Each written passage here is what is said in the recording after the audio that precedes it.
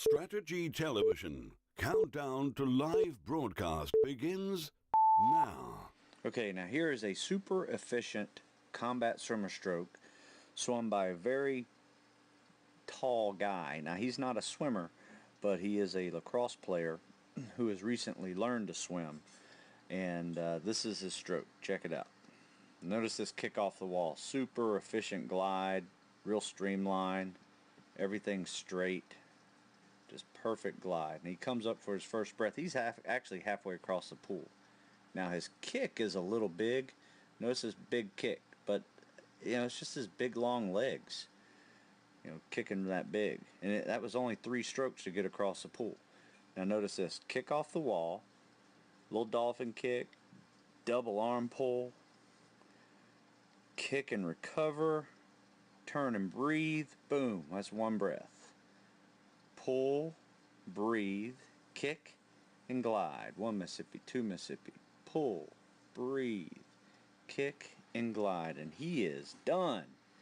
That is an efficient combat swimmer stroke.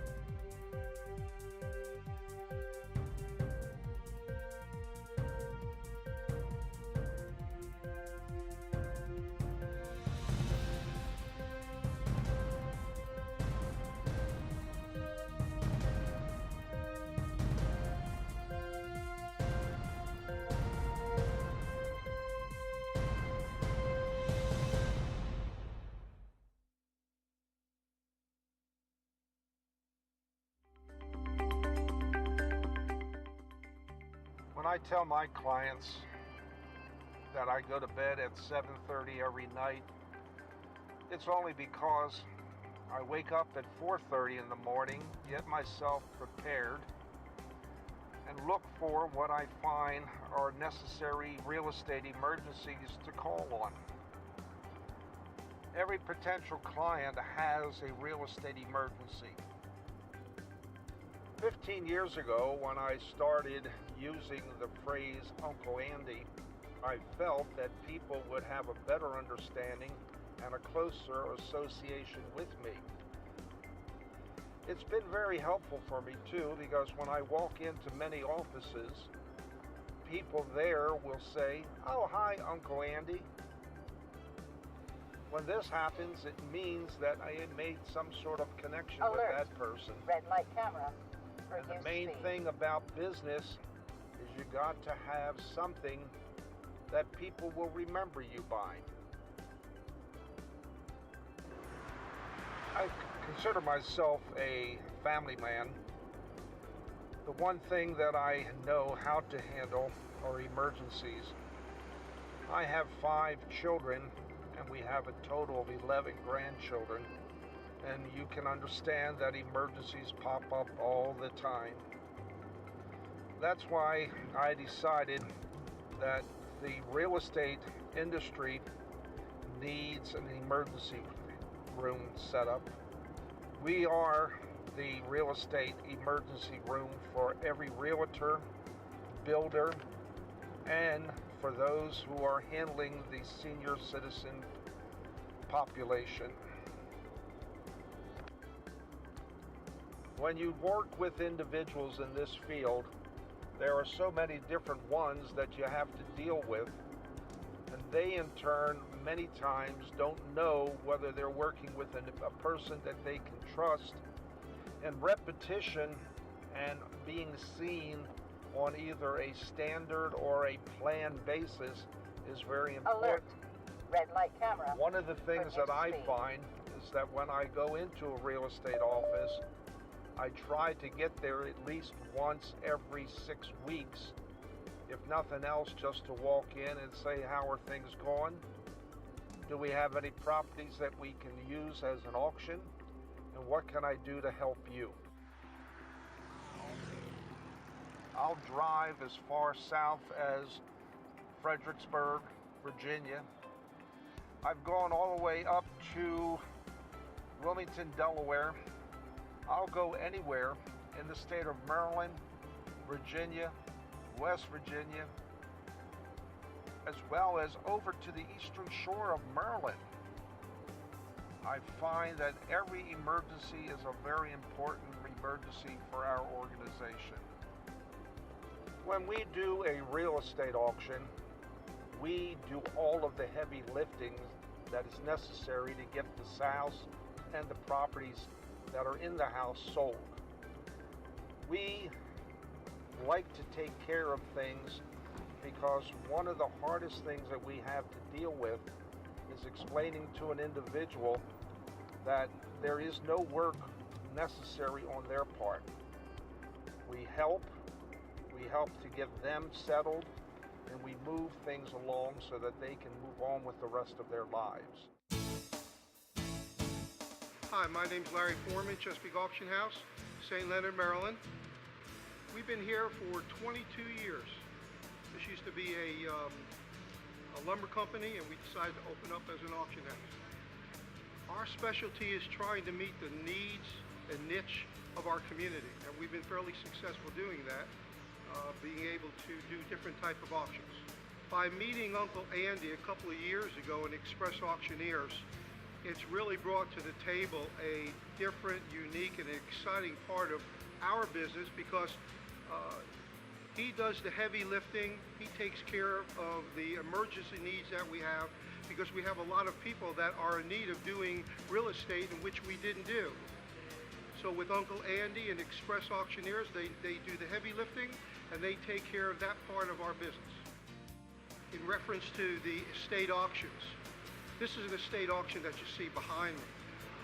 One of the exciting things working with Andy is the fact that not only do we do estate auctions here, but we do estate auctions with Uncle Andy and Express Auctioneers when Andy sells the home, and we go in and be the second part of that where we do the auctioning of the contents of the home. That's been really successful on both Express Auctioneers and Chesapeake Auction House working together.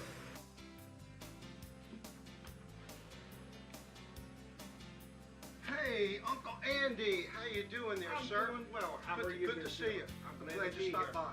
Yes. Because the people from the Fort Washington property, they thought you did a great job. They were really happy with the price and the clean out that we did. Beautiful. They did say it was perfectly clean, and I Great looked job. at it. Great job. By the way, I have two more people that I want you to call. We get telephone calls almost every day on people wanting to downsize, people that are concerned about deaths in their families. And when I have the opportunity to talk about people and the things that we do, which is of course the inside, the contents, I have the ability to talk about what they're doing with their real estate. And that's where I'm able to talk to these people about Express Auctioneers and Uncle Andy and what he can do. Working with Uncle Andy in the Express Auction method has been really successful for us because he brings to the table and we bring to the table, and it really makes it very successful in both companies working together.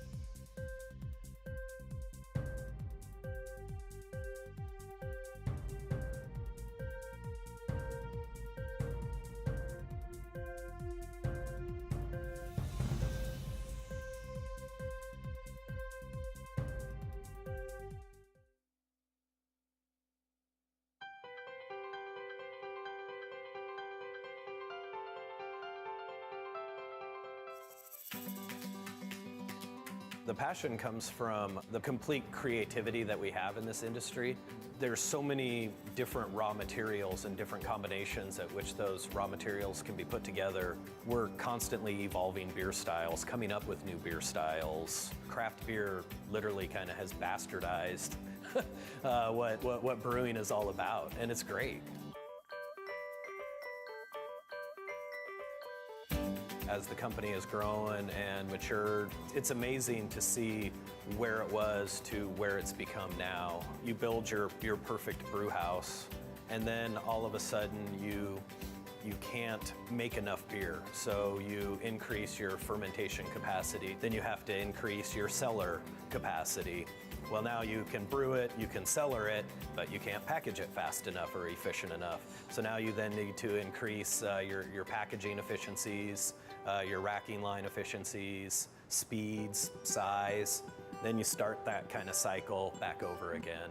There was quite a bit going on as far as advancing and changing. The decision to go to a robotic method for depalletizing was kind of driven primarily by safety. The types of jobs that were being done were very repetitive motions. We had multiple injuries, and the company was very concerned that we would not want to have more injuries with the personnel working here. The secondary part of that was speed. We were limited by speed by the manual method, so we opted to take a look at a robotic method to actually move the cases off the line and place them onto conveyors.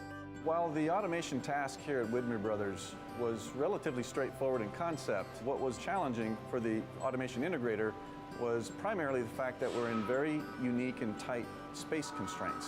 The robot system was custom designed and programmed to be able to fit into this space, and the robot actually moves in and out and around the joists to perform this task. And the robot will pick all 12 boxes with a custom vacuum gripper that pulls a huge vacuum to latch onto the boxes, and placing it onto a custom conveyor that will then take the layer and singulate and separate and orient the boxes for the bottling line. When you see the brewery really humming along like it's supposed to, it's really impressive when you think of all the different moving pieces and individuals that have to all be on the same page. When we talk about automation, in some circles within the craft beer world, it's almost a taboo word, which to me is kind of baffling, because we don't have to have operators solely focusing on one specific task. So therefore that operator has the ability to focus on other nuances of the job, learn more about the beer. When I hear automation, I think consistency. When you start to introduce the technology in the right fashion, you get consistent product, and you get a very well-made beer. That Widmer Hefeweizen is always going to be nice and golden and yellow and yeasty and have citrus aromas behind it. It's perfect.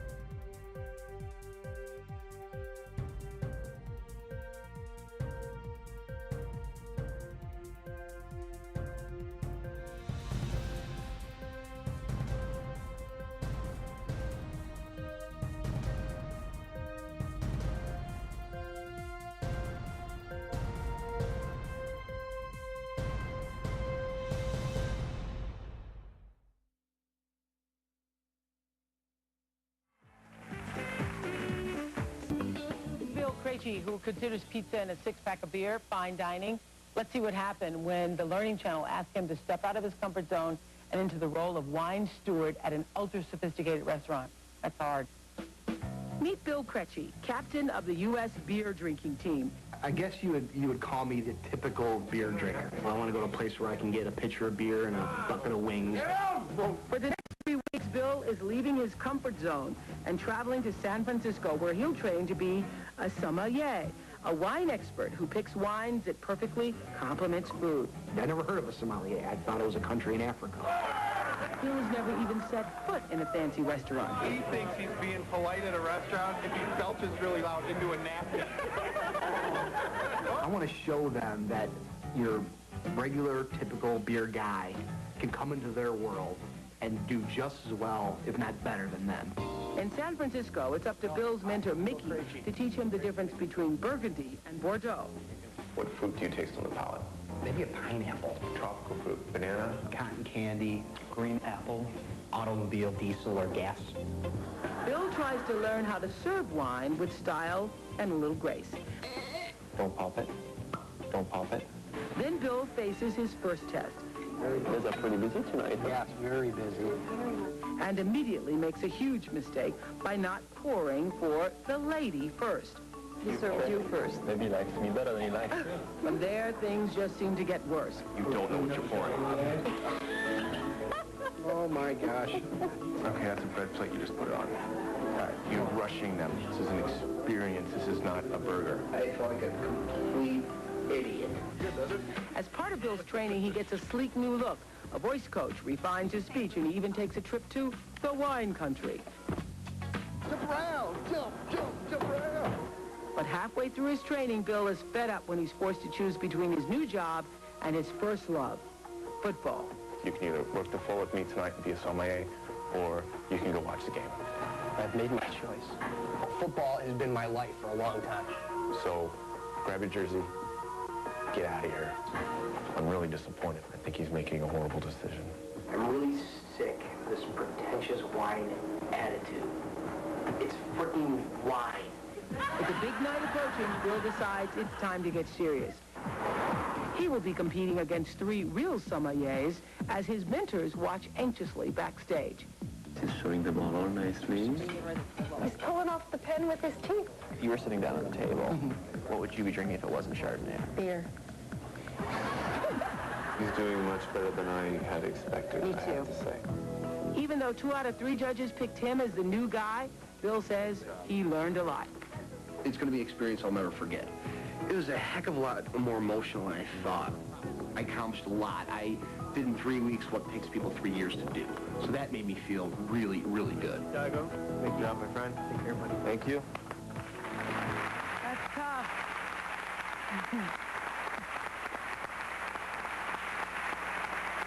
That wine world, it's its own world, is it not? It really is. I mean, I had a lot of preconceptions, and I was wrong most of the time, but there were a lot of people, once I told them about my beer love, they kind of looked down at me and joked about it. But overall, people are people, and I realized that if you bring a little bit of yourself to the table and just do what you love, that you can do anything you want. Yeah. Did you learn to love wine? Actually, yes. My wife's very happy now. We can actually go to a restaurant, and I can actually, or usually she'd say, you know, red or white. I was like, I don't know. Whatever's colder, I like. Thanks, Bill. We'll be right back. Thanks for stepping out of your box. Okay, thanks to all of my guests today, especially Bill. It's frickin' wine. That's all it is.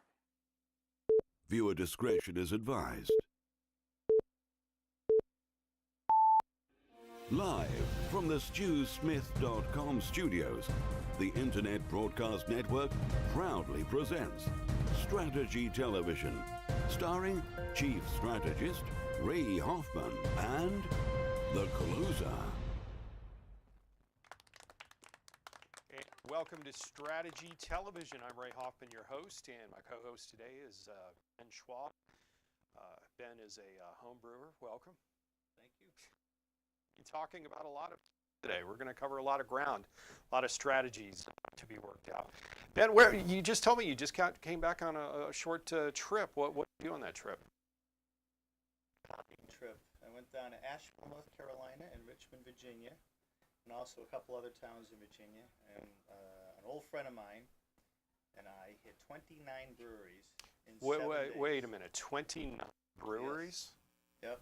I wrote a whole web page on it. I got all listed out, all the beers. We had 185 different beers. Wow. It was a whirlwind tour. It was amazing. And we went hiking during the day. There's a lot of beautiful mountains down there, Southern Virginia and North Carolina. A lot of gorgeous mountains down there. We went hiking. Enjoyed it later on in the day and the evening. Any highlights, favorite beers you sampled? Yeah. The one place I really wanted to go, and everybody told me, you got to go to Wicked Weed. Wicked Weed makes awesome sour beers, and they were right. They really lived up to their name. So Wicked Weed was probably my favorite place down in Asheville. Okay. But we went to some other places in Richmond, for instance. A place I had never heard of, Triple Crossing Brewing. Okay.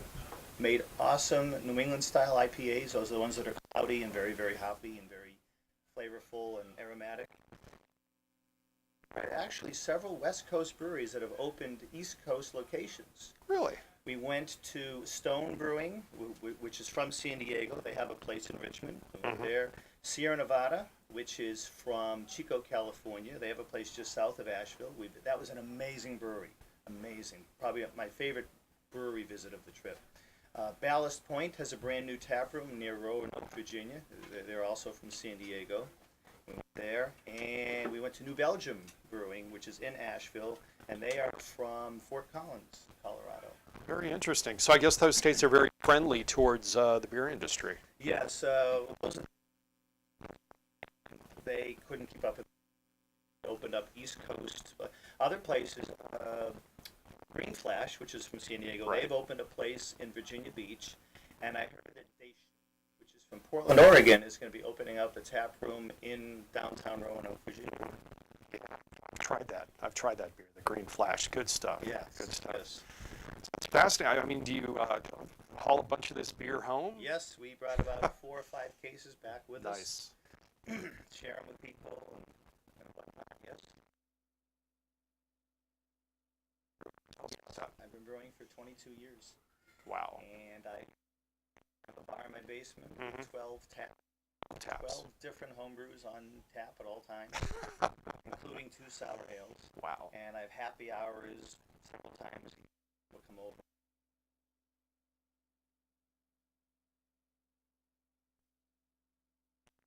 How do you have a special way of telling the neighbors that you have? Email. Email. Oh, plus, yes, I do have a bar light that I put up in the window in the living room when the light's on. And what's interesting, beer on tap at the bar, and they don't even email. They just put the light on, and you have to walk or drive by. And if the light is on, it's usually Friday nights. If the light is on, it means they're open. You just go in and you drink. Nice. And they have a sign that says proudly serving whatever you bring. Oh, terrific. That sounds great. Well, thanks for being our co-host today on Strategy Television. We've got a lot of guests that we're talking to today, including our very own Sarge, who's also our producer here. And Sarge, talking about discipline this week. Hey, how you guys doing? Doing well. All right. Let me see. Try to get myself onto the thing.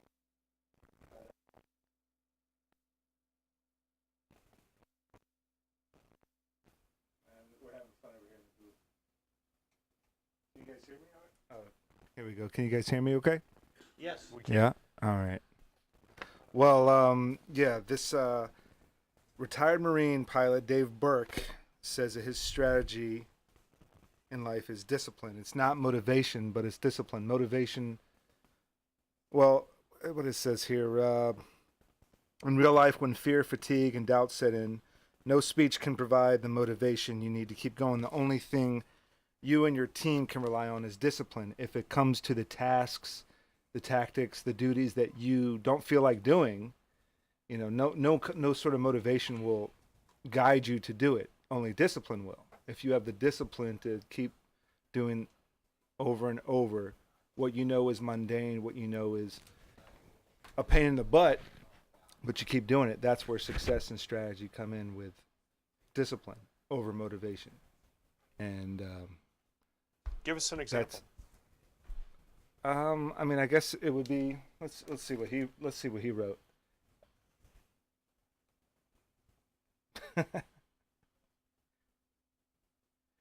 If you want someone who will handle adversity or conquer fear or will never lie, cheat, or steal, you know, you need to find someone who's disciplined. If that lifestyle, if those attributes are just instilled into who you are every day, all the time, discipline. You know, I can motivate someone to not want to lie or cheat or steal. I can motivate someone to want to conquer an obstacle, but motivation can fade away. But with discipline, it's I have to do it because that person is disciplined. That person has to conquer the goal, conquer the obstacle, you know, achieve the goal. They have to because they're disciplined. I guess it's different than motivation. There's a great deal of discipline in brewing beer, I would guess. There's a certain steps that are in that process. Yeah, when you're brewing for 6 hours, sometimes you're tired. You set out with all this energy, and 4 or 5 hours into it, you're tired. And so, I gotta chill this down. I gotta put it in the fermenter. I have to clean the kettle. All this stuff. You gotta. It's not always all fun and games. Sometimes you gotta do that drudge work. You can't skip a step. Right. You got to do the cleaning and all that's. You got to do it. Mm-hmm. And put the stuff in bottles. Putting the stuff in bottles is tedious, but unless you keg everything, you got to do it. Right. And how much stuff do you bottle? I bottle about half of what I make. I make about. I have to be careful here because there are legal limits. Right. For all you know, right. I brew about 100 gallons a year. Very good. And about 50 gallons goes into kegs and 50 goes into bottles. Very nice. Very nice. And it takes up a lot of your time, I would guess. Yes, it does. But I'm divorced, no children. I got plenty of time. Perfect life. And I'm getting ready to retire in less than 10 months. Very so nice. I have even more time. Very nice. That's terrific. Be brewing even more beers. Yes. How do you decide what to brew? Whatever I'm low on. Mm-hmm. There are about 20 different types of beer that I brew, and I just look at my inventory. What do I need? Oh, I'm running low on Saison. Got to make a new Saison. What type of experimental beers have you come up with? Well, I have done several versions of sour beers. Okay. Those are always those are hit or miss. You know. Right. It's very difficult to make a good sour beer, and you have to be patient because they take many months to ferment because of the various yeast and bacteria. Some of them chug away very slowly and produce their flavor components. And I've done other experiments, various types of stouts or saisons. Or maybe I'll put an extra ingredient in that I normally didn't put. Maybe I'll put coffee in a stout. Mm-hmm. Maybe I'll put a fruit in a saison. Just try it out and see if people like it. And if they like it, great. If not, okay, I won't do that one again. Right. Oh, very interesting. Yeah. What about a beer that really didn't turn out well? That has happened. I have made a few of my sour beers didn't turn out well. I made a licorice beer once. Really? This is 20 years ago, Mm-hmm. of course. And I had licorice root powder. It actually doesn't taste like licorice like you'd think of it. But I'll never forget, Sam Adams does a homebrew contest every year. Okay. And the very first time I entered this contest, this was 1995. Right. I entered my licorice beer. Mm-hmm. And I got my judging sheets back, and they wrote, undrinkable. Wow. Wow, that's harsh. But I still got the T-shirt because everybody entered Oh, the yeah, T-shirt. yeah. So well, there you it was go. worth it. Have you won any contests with your beers? I've won several. Won a couple of national level contests, Mm-hmm. actually, that one of my homebrew clubs actually puts on. There are several national level contests that go on all around the nation. There are many of them, actually. And I tend not to enter the ones that are far away because you have to ship the beer and pay for Right. that, and sometimes the bottles can break. But if there's a local competition, I'll enter that. And I've actually won that one show twice. Mm-hmm. Once was out of 100 and something beers. The other one was out of over 200 beers. Right. And I won Best of Show with sour ales both Wow. times, actually. That's pretty cool. And other smaller contests, and some of them I've gotten to brew with local brewers. Was the winning prize was you get to brew with a local professional brewer at one of the professional breweries. Mm-hmm. I've done that a few times. After you retire, any chance you'll find a career for a commercial brewer? With a commercial brewer? Probably not, because it is such a everything, there are so many obstacles you have to overcome to Right. open up a professional brewery. Mm-hmm. Right away, the government is against you. You get all these forms you have to fill out. You have to get these permits. And of course, with Maryland now, with H3, I forget which one it was, where they're actually reducing the length of hours that a brewery can be open and sell stuff out of its own spaces. Right. And so you have all those hoops to jump through. Right. And you have to wait months for those. Then, of course, you have all the physical things, like your brewery has to be a certain, the floors have to be sloped a certain angle, and you have to have drains, and there's just so much money involved. And there's so many breweries. There are something like 6,000 breweries in the U.S. now, many more than there were before Prohibition. Try to get shelf space somewhere. Yeah. Good luck, because Right. with a 3-tier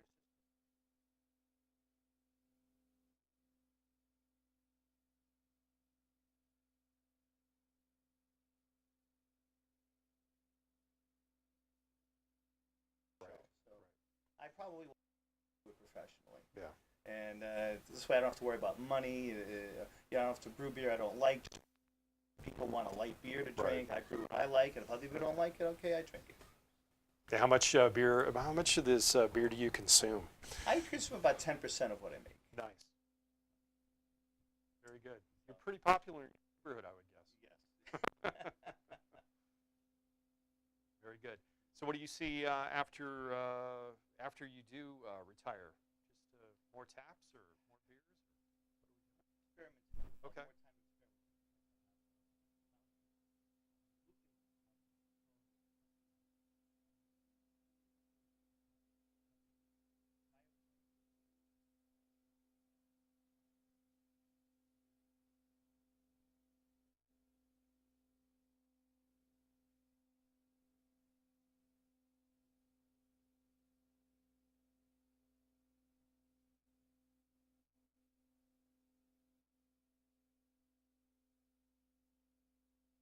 Interesting. Make more of those New England style IPAs. And you're also an author, I understand.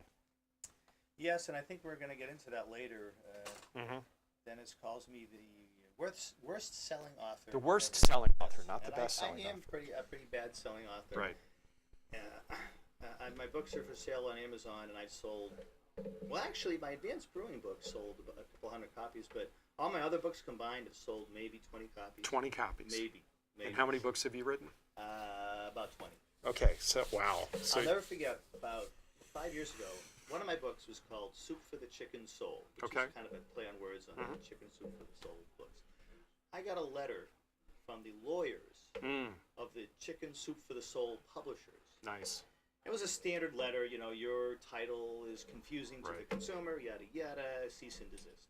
So I sent them this long, sarcastic letter back about how it's a parody and this and that, and I've sold one copy of this book, and I'm sure that if your client feels that I've gotten this money unethically, I will gladly write them a personal check for $3.50, which was my profit. I'm sure it will reimburse them the $450 an hour you're charging them to correspond with me. Very that sort cool. of thing. So Okay. and I never heard from them. I guess they kind of figured out you perhaps were the worst selling author. Well, that's pretty good. Yeah, we'll be talking more as the show goes on. Thanks for stepping in, being the co-host today, and we're going to have some very good guests right here on the Internet Broadcast Network. You're watching Strategy Television.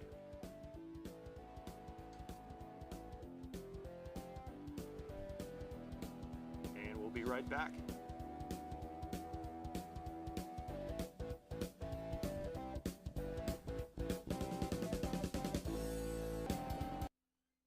September, if you didn't know, is National Lice Awareness Month. I know, who wants to think about that, right? But most people aren't aware that those little critters of them until they're dealing with a full-on infestation. And as 11 News reporter Megan Pringle tells us, lice are getting harder to treat. So the little small brown specks here are the eggs. They're also known as nits. This is what lice looks like off the scalp in different stages of infestation. They are so small, and they're chameleons. They blend in with the hair shaft. Those tiny little bloodsuckers can make anyone cringe. I just didn't know what I was supposed to do, what I needed to do in the house, what I needed to do to their heads. That helpless feeling comes at a time when a new study reports most states are overrun by what's often called super lice. You hear in the news now, everything is talking about super lice. What it is the lice have developed a genetic mutation, so they are resistant to the over-the-counter pesticides, and they are no longer killing all the lice. That's where businesses like Lice Happens comes in. There is no such thing as a house or an environment off the head infested with head lice. They come armed with tools. It's a mobile service of professional nitpickers. We educate the parents, myths from facts, and we also give them hands-on training so they're able to feel like they're in control after we leave. They say the best thing a parent can do is thoroughly and regularly comb through your child's scalp. And they also recommend not panicking. There's a lot of misinformation, so we've put a list on our mobile app and website. In Annapolis, Megan Pringle, WBAL, TV 11 News. We will now return to Strategy Television on the Internet Broadcast Network.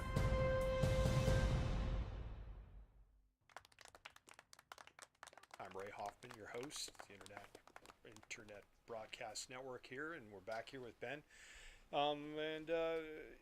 Yeah, tell us about the fitness aspects of your life. You wrote a book about, what was the name of the book? Actually, it was a paper that a friend of mine and I wrote okay. together called a 32-inch beer gut. Ah. And it's a coincidence. The friend of mine who I've been friends with for almost 20 years. In fact, he introduced me to my ex-wife. But I'm still friends with him. Okay. But anyway, I actually just saw him last night. We met up at the Heavy Seas tap room for a couple of beers last night. Just coincidence. Mm-hmm. I was in the neighborhood, and I texted him, hey, I'm going to Heavy Seas. Why don't you meet me? He says, why not? And we met. But anyway, the 32-inch beer gut.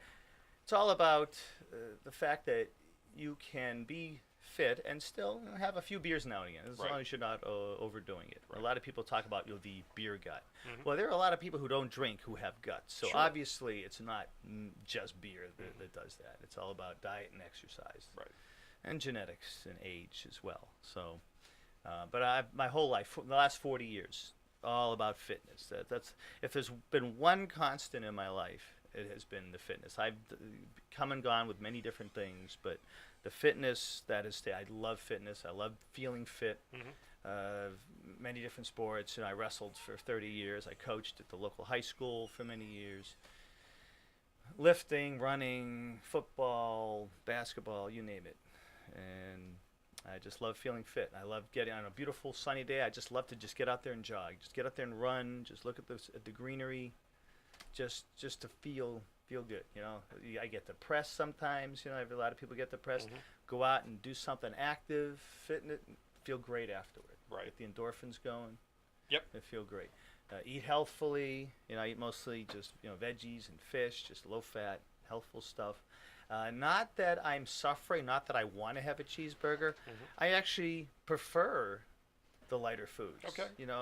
Once in a while I'll be at a party and they'll have sausage and stuff like that. And I'll have a few bites and I just feel miserable after. Right. So I actually prefer the healthful food.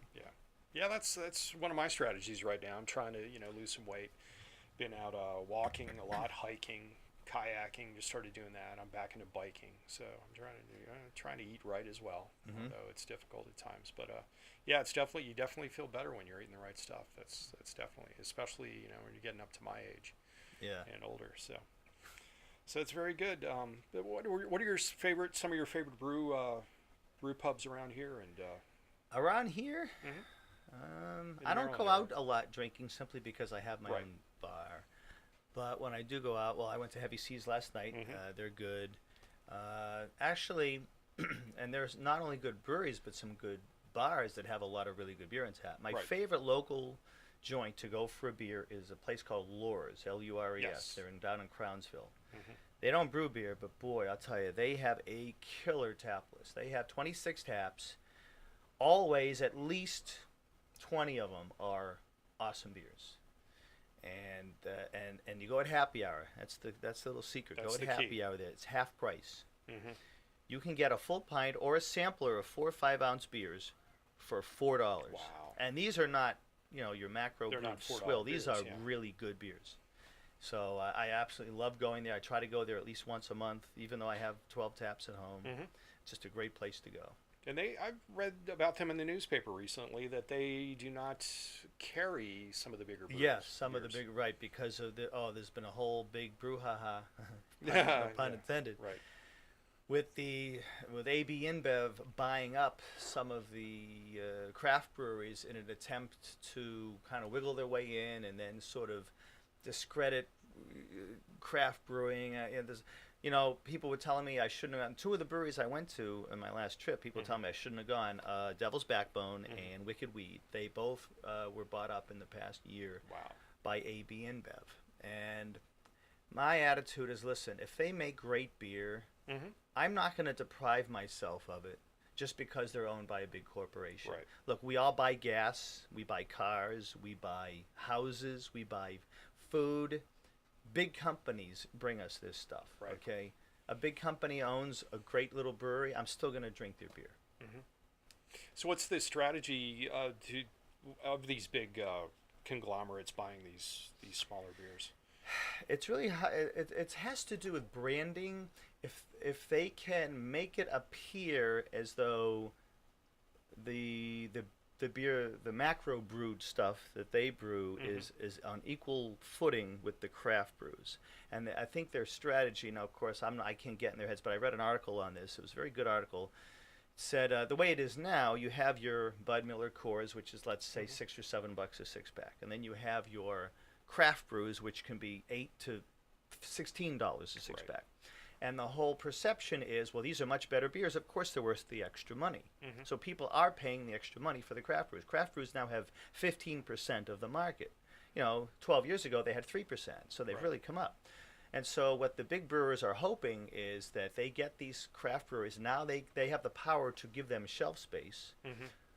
And they can lower the price as well and make it appear as though, okay, now this beer is cheaper. Now it's not worth any more than Budweiser and Miller and Coors.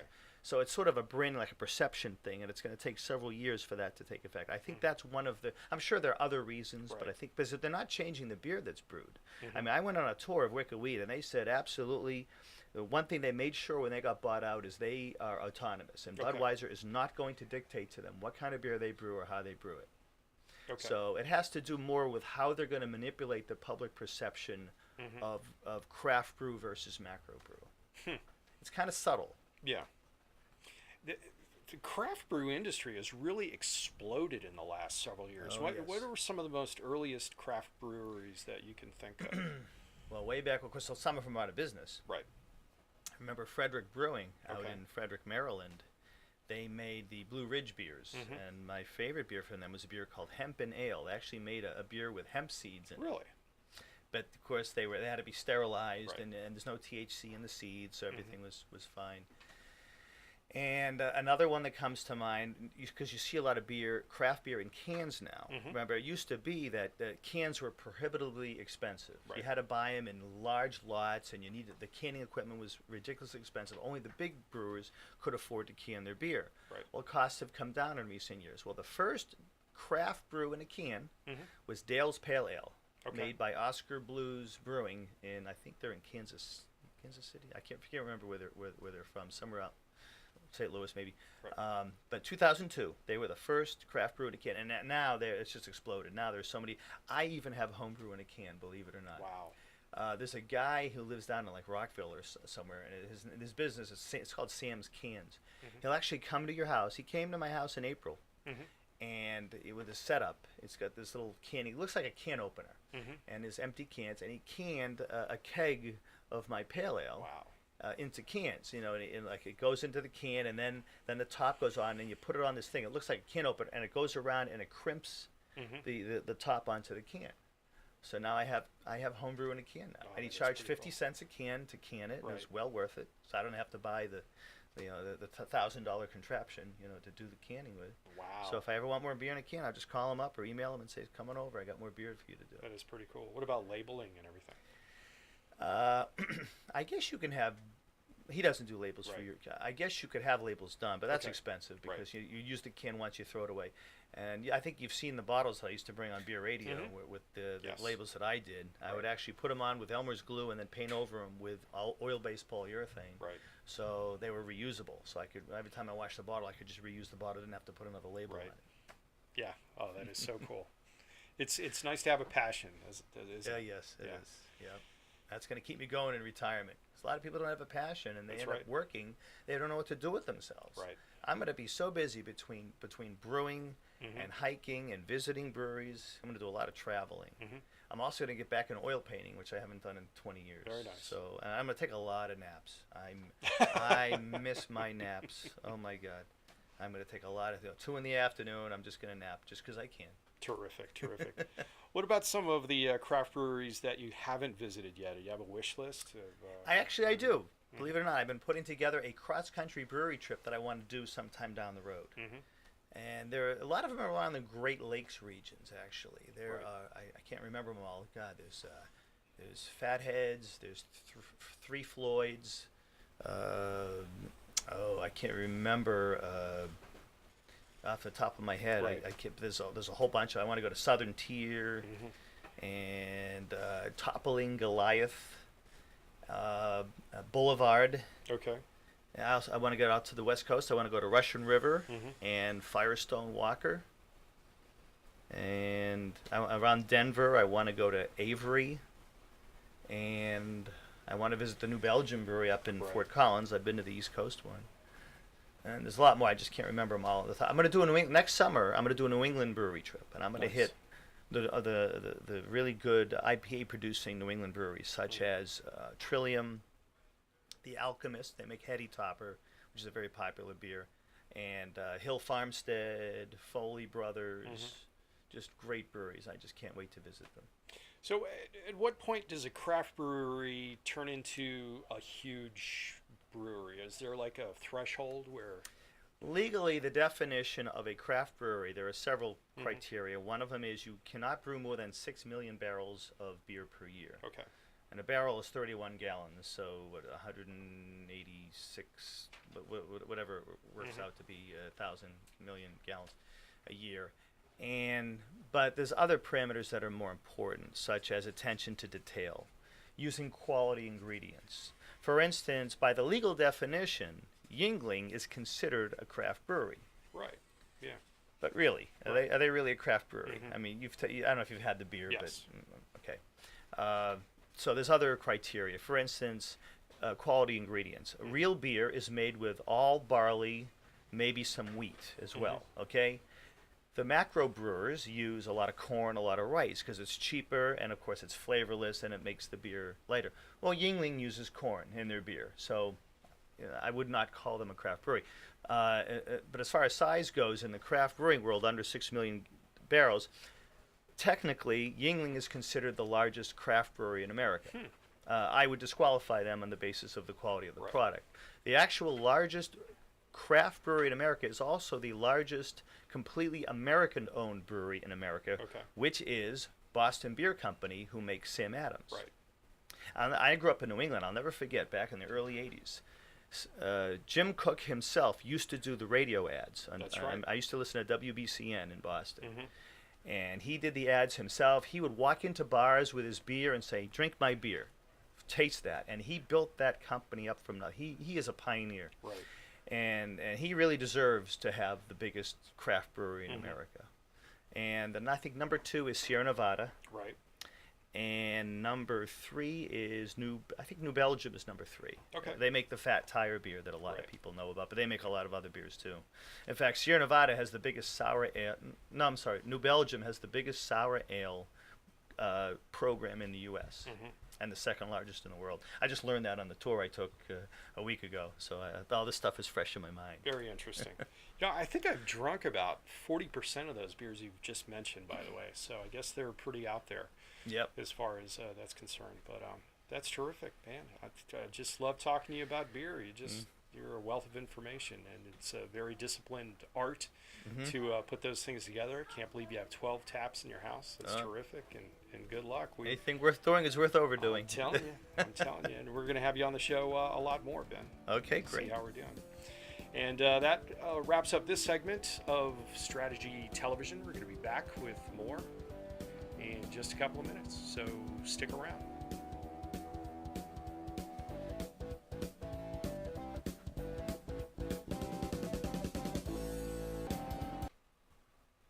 You know, I'm a firm believer that our lives are a sine wave. There's ups and downs through all of our lives. Unfortunately, 13 years of combat has put some people in some really, really low places. We would love to be the first place that people come to. Unfortunately, you can't always get to them. So as long as they get here, whether it's first or last, I'm happy because I'm confident this experience is going to change their lives.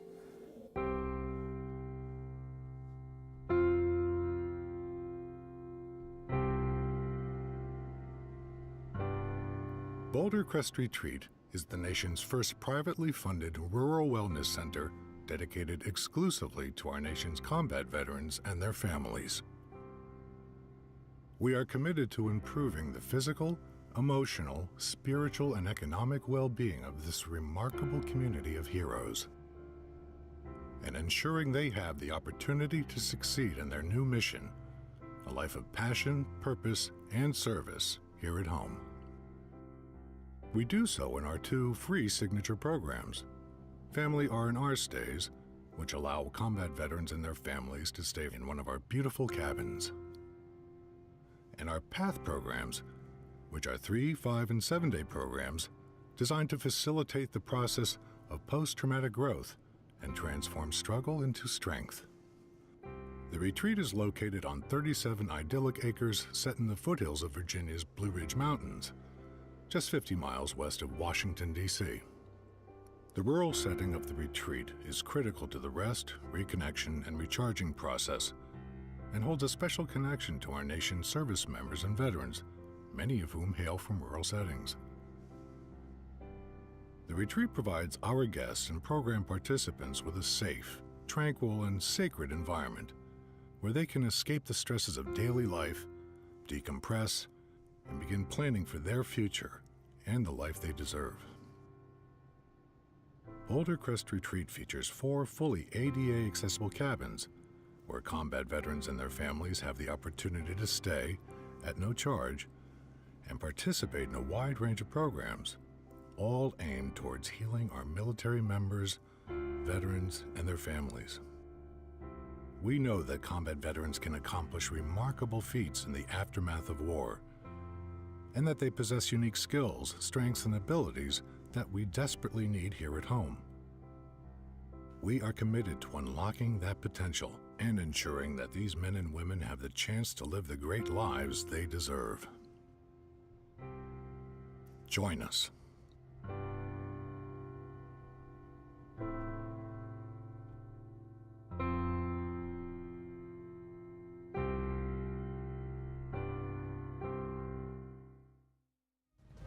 We will now return to Strategy Television on the Internet Broadcast Network. And we're back on Strategy Television. I'm your host, Ray Hoffmann, and in the guest chair right now we have Uncle Andy Buettner. Welcome. Welcome to you, too. Welcome. Why don't you tell us a little bit about what you do and how long you've been doing it? Oh, God, I've been a salesman since I was 14 years of age. Okay. Back then, I couldn't decide because there was the Pearl Harbor thing occurred. Right. And I'm sitting in front of the radio, remember, no television, and I was trying to convince my parents so they would let me go and join the Army. Oh, dear. And they looked at me and said, "You're 7 years old. What are you going to do?"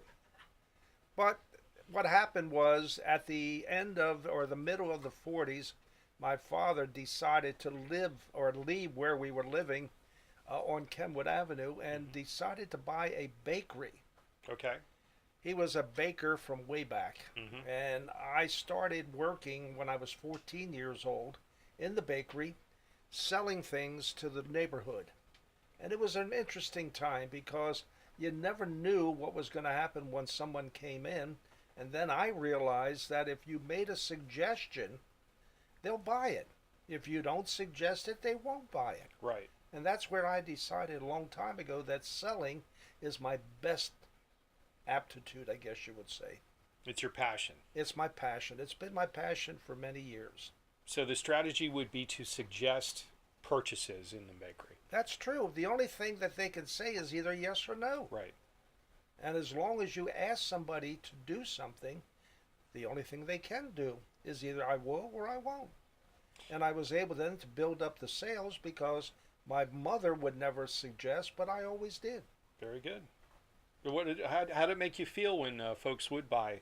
I felt good because I could see the smile on their face, Right. and I knew that I was putting extra money in the till. Very good. At that time, you used to have a cash register, the ones that you push the buttons and it Right. would total. And it worked out well because every time I heard it go ding ding, I knew there was a buck going in. And how much were you getting paid? Paid? What was that? Oh, I got free room and board. Got it. Right. And I remember too because I just went into Dunkin' Donuts not long ago and I asked how much is it a dozen, and they told me $3 to $4 or $5 a dozen. I said when we used to bake donuts, it was 36 cents a dozen. 36 cents. And that was big ones too. Right. So what were some of the specialties in the bakery? Cheesecake. Cheesecake was delicious. And then we decided, or I tried to convince my father many, many years after we started doing, because he would have people come by the evening, and we lived in a neighborhood. We lived in the building itself.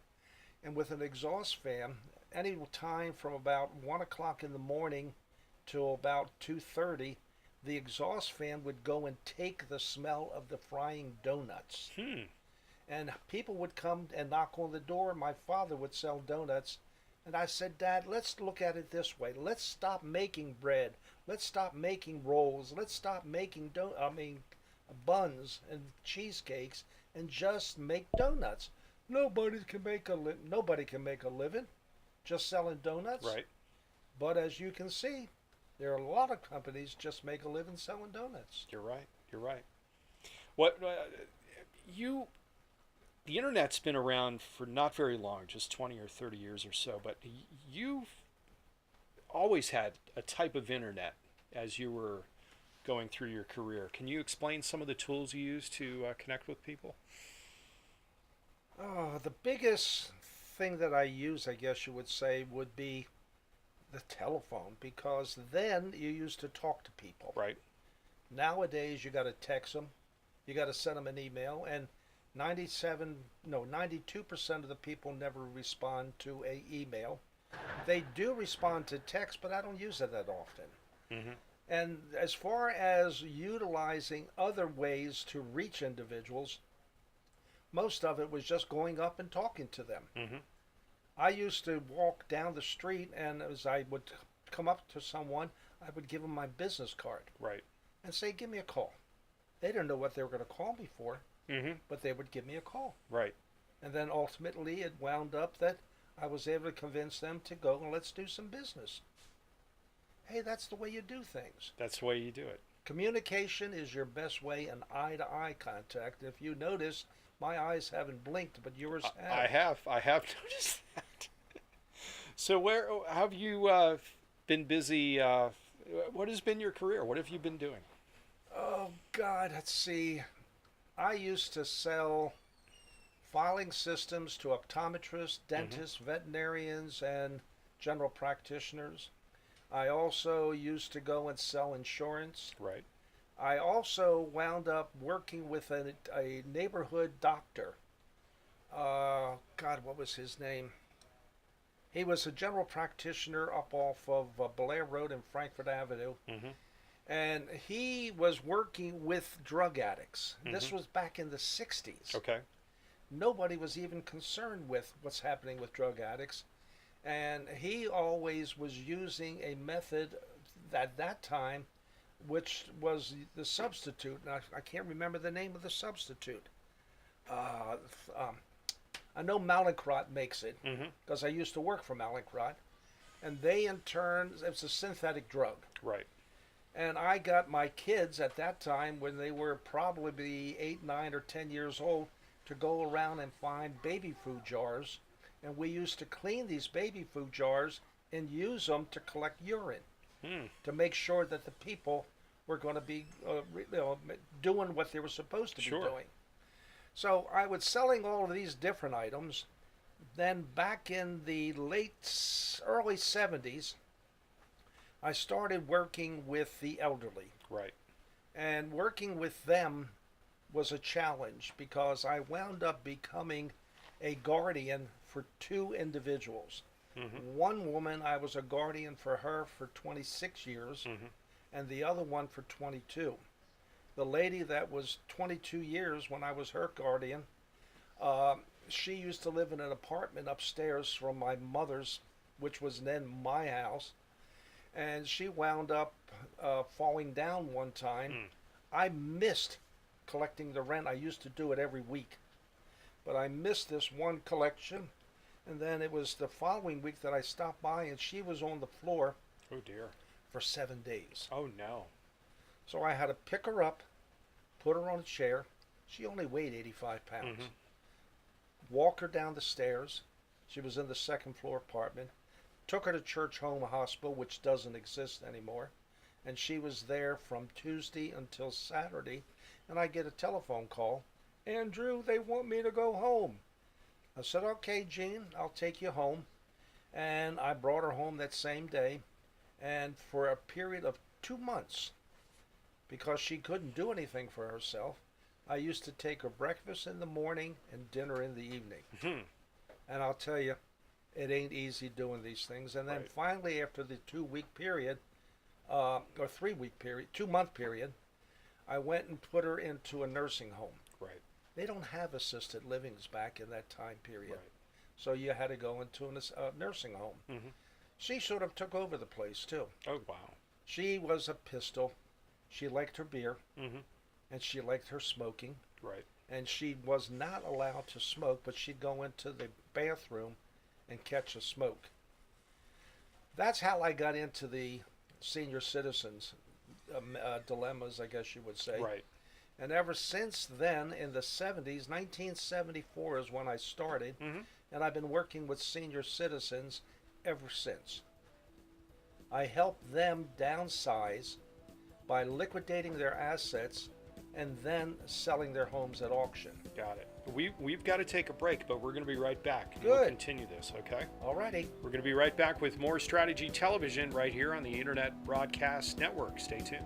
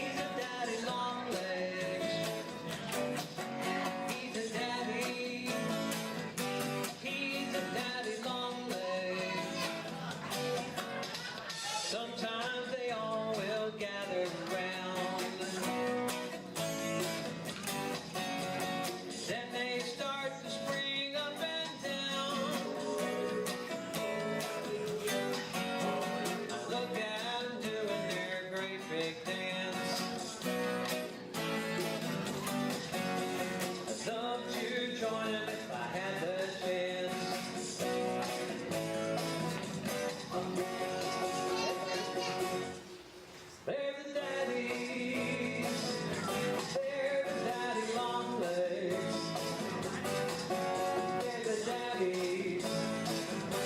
They're the daddy long legs. I never used to like them hanging out. Now I know what they're all about. One last thing before I'm through. Daddy long legs need love too. Yes, they do. No, it's true, they're the daddies. They're the daddy long legs. They're the daddies. They're the daddy long legs. They're the daddies. They're the daddy long legs. They're the daddies. They're the daddy long legs.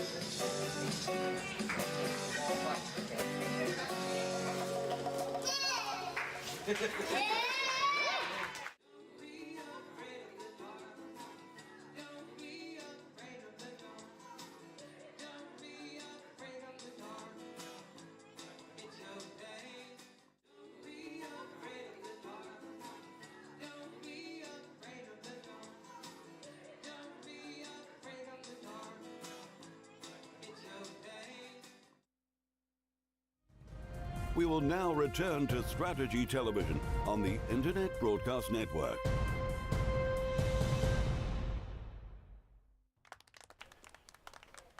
And we're back on Strategy Television. I'm your host, Ray Hoffmann, and in the guest chair we have Uncle Andy Buettner, who's talking about downsizingassistance.com and how you help folks downsize when they get older. Why don't you tell us a little bit about that? Yeah, one of the things that we find when dealing with the elderly, I'm part of that group, and a lot of times we don't call the elderly anymore. We're seniors, and we're in the chosen class, I guess you would say. What I do is I work with a lot of real estate agents who refer clients to me when they are having difficulty selling the home of the individual, and a lot of them don't even bother with contents. They'll go out and get an estate company to do the